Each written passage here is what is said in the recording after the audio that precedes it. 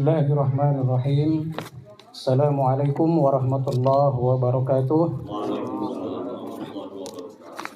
Alhamdulillahirabbil alamin. Shalatu wassalamu ala asyrofil anbiya'i wal mursalin sayyidina wa maulana Muhammadin wa ala alihi wa ashabi ajma'in, amma ba'du. Qala Allah ta'ala fi kitabil karim, a'udzu billahi minasyaitonir rajim. Bismillahirrahmanirrahim. La in syakartum la azidannakum wa la in kafartum inna azabi lasyadid. Wa qala aidan rabbi auzi'ni an ashkura ni'mataka allati an'amta alayya wa ala walidayya wa an a'mala salihan tardah wa dakhirni bi rahmatika fi ibadika salihin. Al-ayat. Pertama-tama marilah kita senantiasa memanjatkan puji dan syukur kepada Allah Subhanahu wa taala yang telah memberikan berbagai nikmat, karunia, anugerah kepada kita semua yang kalau kita hitung-hitung pastilah kita akan tidak bisa menghitungnya. Dan di antara sekian nikmat itu yang paling harus mesti kita syukuri adalah nikmat iman dan nikmat Islam, sehingga alhamdulillah sampai saat ini kita masih bisa melaksanakan perintah dari Allah Subhanahu wa taala dan menjauhi semua larangannya. Shalawat dan salam semoga tetap tercurah limpahkan kepada junjungan kita Nabiyana wa maulana wa syafi'ana wa habibana Muhammad sallallahu alaihi wasallam, juga kepada para sahabatnya, para tabi'in, para tabi'ut tabi'in, dan mudah-mudahan pahalanya mengalir kepada kita selaku umatnya, amin ya rabbal alamin. Hadirin, pertama yang saya hormati Sohibul Bait Bapak Taufikur Rahman sekeluarga yang pada hari ini telah mengundang kita semua untuk hadir di sini. Kemudian yang saya hormati Bapak Ketua Paguyuban Bapak Sarwanto beserta jajarannya, juga para teman-teman sahabat, para tetangga, juga para sahabat atau sejawat Pak Taufik di kantornya yang hadir pada kesempatan ini yang saya hormati. Ya. Tentang syukuran seperti yang tadi telah disinggung baik oleh MC Pak Badi, terima kasih juga telah memberikan kesempatan, maupun oleh Pak Taufik sebagai tuan rumah. Sesungguhnya ada dua kata yang perlu kita hayati. Ada kata tasyakur, ada kata syukur. Ada tasyakaro, ada kata syakaro. Umumnya kita semua melakukan apa yang disebut dengan tasyakur. Apa bedanya tasyakur dengan syukur? Ini mungkin yang kesekian kalinya saya menyampaikan, tetapi tidak apa-apa. Wa tawassaw bihaq wa tawassaw bisabr. Dan ini juga mungkin sebagai bahan renungan, bahan peringatan bukan hanya bagi bapak-bapak, juga bagi saya sendiri. Bahwa ada perbedaan antara tasyakur dengan syukur. Kalau tasyakur adalah ketika seseorang mendapatkan karunia, mendapatkan anugerah, mendapatkan nikmat dari Allah dengan berbagai macam bentuknya. Lalu yang bersangkutan ingin bersyukur, tasyakuran karena mendapatkan anugerah itu. Ya Pak Taufik, alhamdulillah sudah bisa membangun istana ya, di Trevista ini. Ya tadi disebutkan kalau yang sebelumnya untuk berpapasan aja agak sulit, kalau sekarang mungkin 3 mobil masih bisa berpapasan. Cukup lebar gitu. Alhamdulillah. Nah, ini salah satu contoh nikmat anugerah yang telah diberikan Allah Subhanahu wa taala kepada Pak Taufik. Atau mungkin juga anugerah atau nikmat itu berbentuk bagi Bapak Ibu yang bekerja di sebuah instansi, entah perusahaan atau apapun, mendapatkan kenaikan pangkat atau promosi, sekaligus gajinya juga naik, maka diadakanlah tasyakuran. Atau mungkin yang berusaha bisnis seperti Pak Dartam, buka warung sangat maju, ya dat cafe sekarang setiap hari selalu penuh, bersyukur, tasyakuran. Dan demikian sekian banyak nikmat yang kita peroleh, bahkan yang namanya nikmat atau anugerah tidak hanya dalam bentuk fisik, berbentuk sesuatu yang konkret. Apapun sesungguhnya kalau kita hayati, kalau kita dalami, bahwa kita masih bernafas, kita masih bisa berinteraksi dengan teman, dengan sesama, bisa bergaul, itu adalah wujud atau merupakan manifestasi dari anugerah atau nikmat dari Allah Subhanahu wa taala. Maka itu seharusnya kita tasyakuri. Itulah tasyakur. Kenapa perlu kita tasyakur? Ya. Tadi ada 2 ayat yang saya singgung. Mungkin ayat yang pertama yang paling sering kita singgung tentang apabila kita bersyukur, la in syakartum la azidannakum. Ini yang menarik. Kalau kita melihatnya dari sisi kaidah bahasa Arab, la azidannakum ada lamu taukid, ada nun taukid. Kalau Pak Badi pasti sudah paham. Kalau mudah-mudahan Pak Wanto juga paham. Lebih paham, Pak. Lebih paham. Ya. Lamu taukid. Nah, kalau taukid mirip dengan taufik, taukid itu sigohnya sama. Kalau belajar sorok itu wazannya sama, taf'il ya, taukid. Ya, lamu taukid. Jadi la asalnya sebetulnya azida, azidu artinya menambah. Tapi ada la, ada na dengan tasdid. La azidannakum. Sungguh akan kami tambahkan.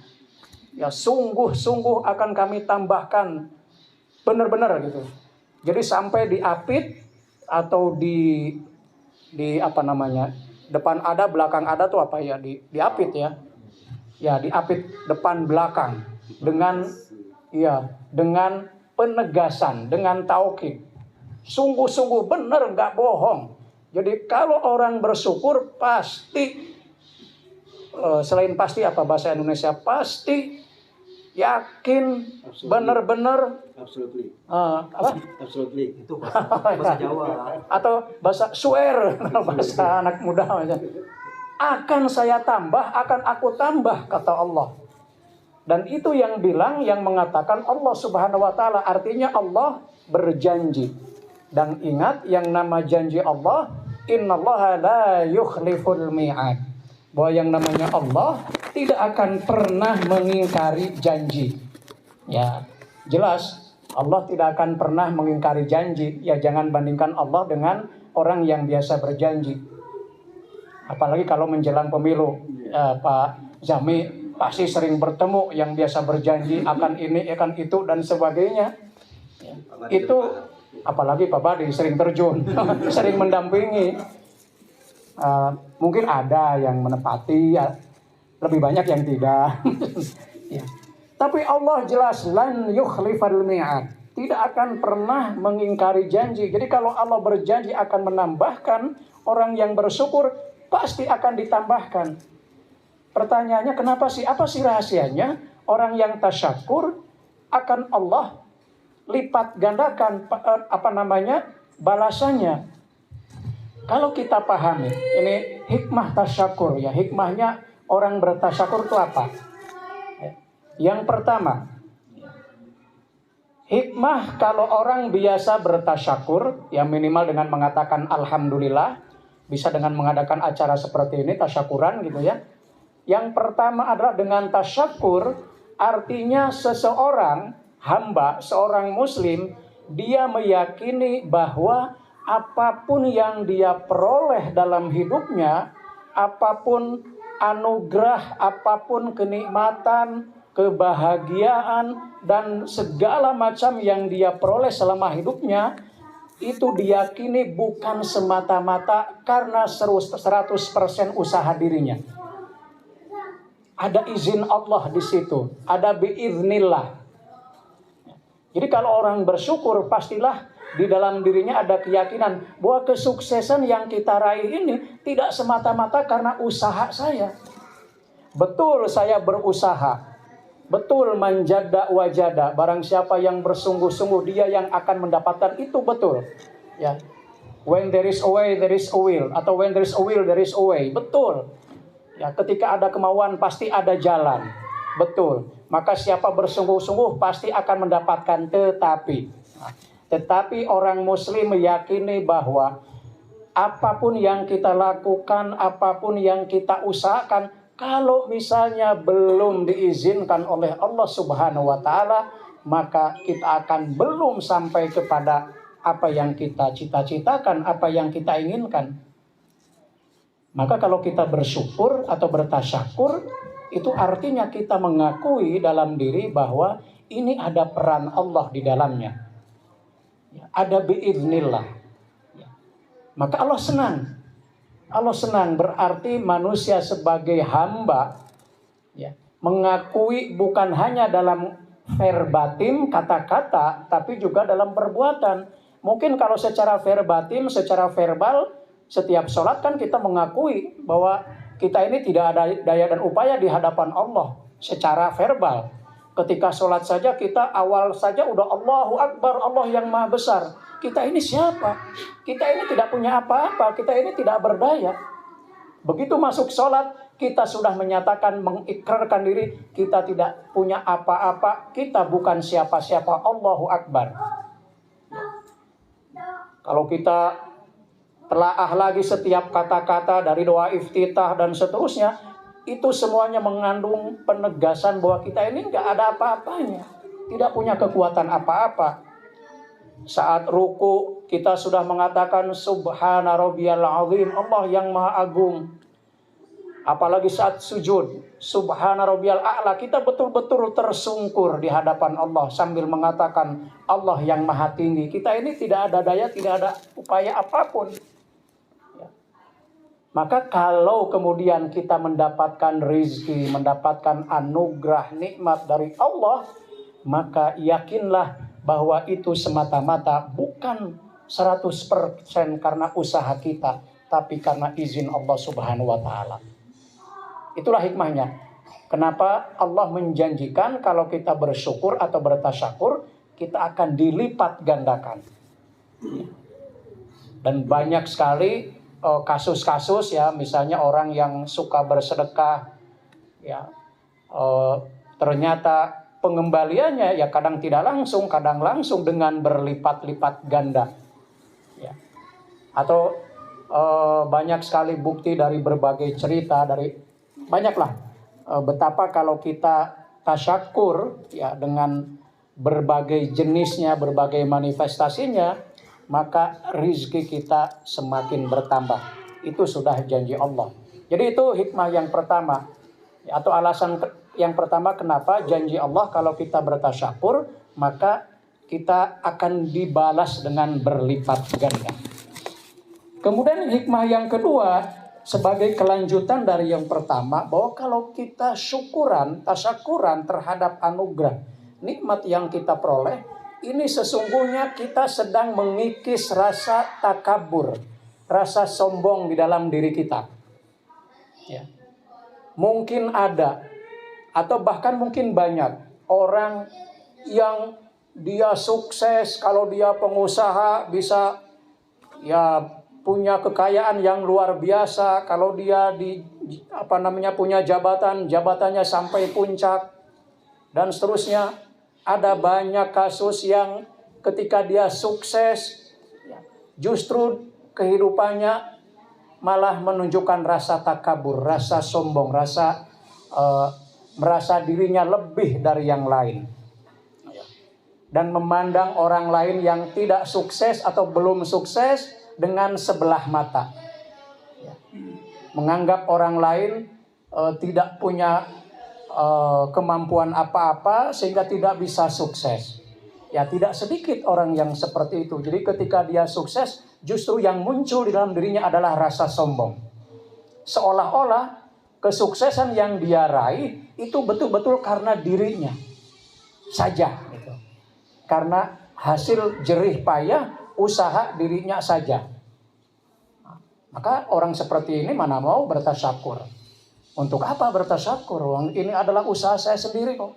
Wong ini adalah hasil saya berjuang hampir tidak tidur 24 jam demi saya meraih cita-cita ini. Sampai saya lupa makan, lupa segala-galanya. Dan ujung-ujungnya lupa kepada Allah. Nah ini. Maka Orang kalau bertasyakur ini artinya dia mengikis rasa takabur, rasa sombong di dalam dirinya. Ya. Sehingga sesukses apapun, setinggi apapun jabatan yang dia peroleh, sekaya apapun kekayaan yang dia dapatkan, dia pasti akan ingat kepada orang lain. Dia pasti memandang orang lain dengan tidak dengan sebelah mata, tidak dengan hina, dan seterusnya. Disitulah mengapa di dalam Islam ada ajaran tentang zakat, tentang sedekah. Bahwa kalau kita punya kekayaan, punya harta lebih, maka di dalam harta kita itu ada hakun lisailin wal mahrum. Ada hak bagi orang-orang yang membutuhkan, ada hak bagi orang-orang yang miskin. Sebetulnya ajaran ini adalah ajaran yang sekarang banyak diterapkan di barat. Ya, di barat kan ada istilah charity. Sebetulnya itu konsep Islam. Charity itu zakat, sedekah.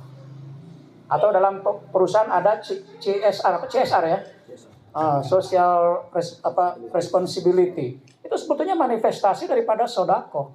Ya.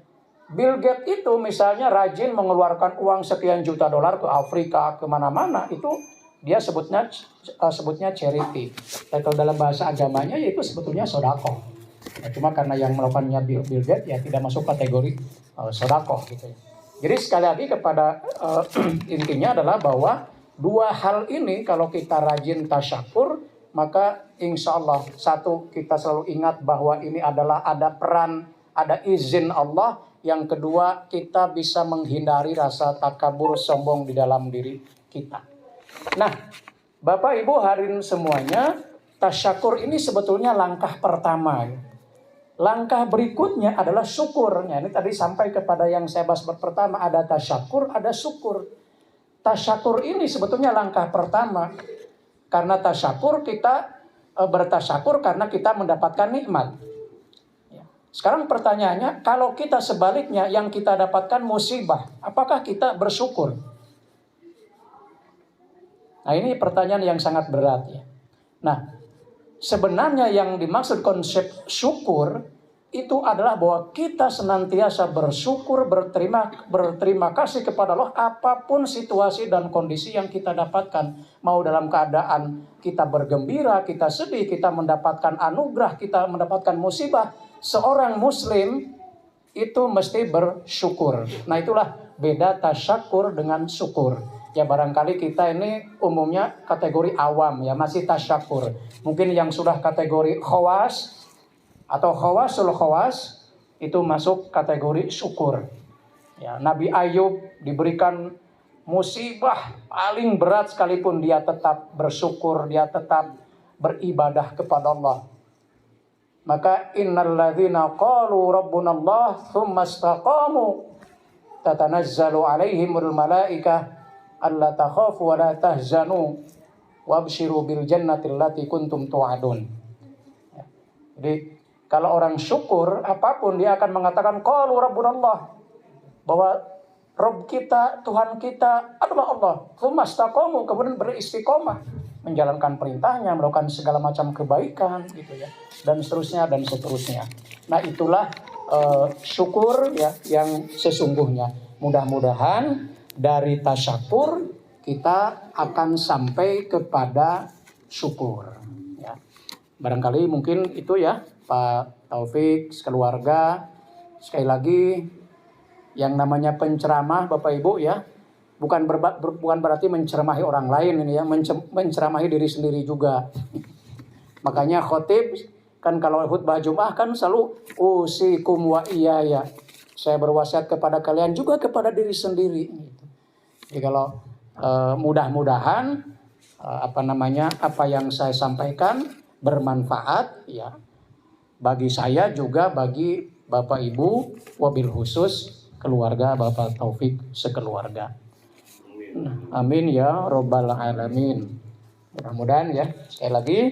Nah untuk sedikit tentang tasyakuran saya cukupkan sampai